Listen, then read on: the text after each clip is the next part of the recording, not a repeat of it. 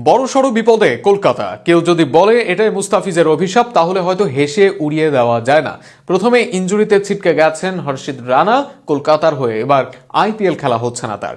অন্যদিকে নতুন ইনজুরিতে ভুগছেন দলটির দামি পেসার মাথিসা পাথিরানা। এমন সময়ে ফিজি হতে পারতেন পেস অ্যাটাকিংয়ে দলটির একমাত্র ভরসা। আরও শুনুন প্রতিবেদনে।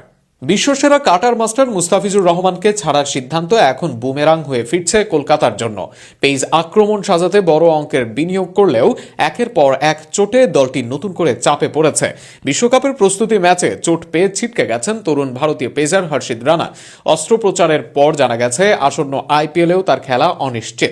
ফলে কলকাতার দেশীয় পেস ভান্ডারে বড় শূন্যতা তৈরি হয়েছে। অন্যদিকে শ্রীলঙ্কান তারকা গতিময় বোলার মাথিসা পাথিরানাও চোটে পড়েছেন। তিনি কবে পুরোপুরি সুস্থ হবেন এবং আগের ছন্দে ফিরতে পারবেন কিনা তা নিয়ে রয়েছে যথেষ্ট শঙ্কা। টি-20 ক্রিকেটে তার গতি ও ইয়র্কার কলকাতার বড় ভরসা ছিল।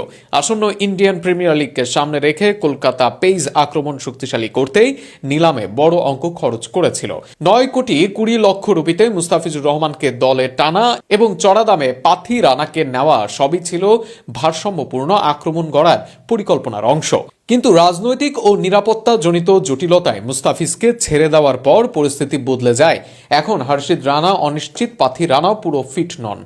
এই প্রেক্ষাপটে মুস্তাফিজের অভাবই সবচেয়ে বেশি অনুভূত হচ্ছে।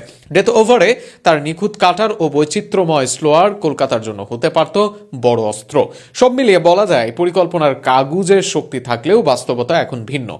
পেস বিভাগে ধারাবাহিকতা ও অভিজ্ঞতার ঘাটতি দেখা দিলে মুস্তাফিজকে ছেড়ে দেওয়ার সিদ্ধান্তই হয়ে উঠতে পারে কলকাতার মৌসুমের বড় আক্ষেপ।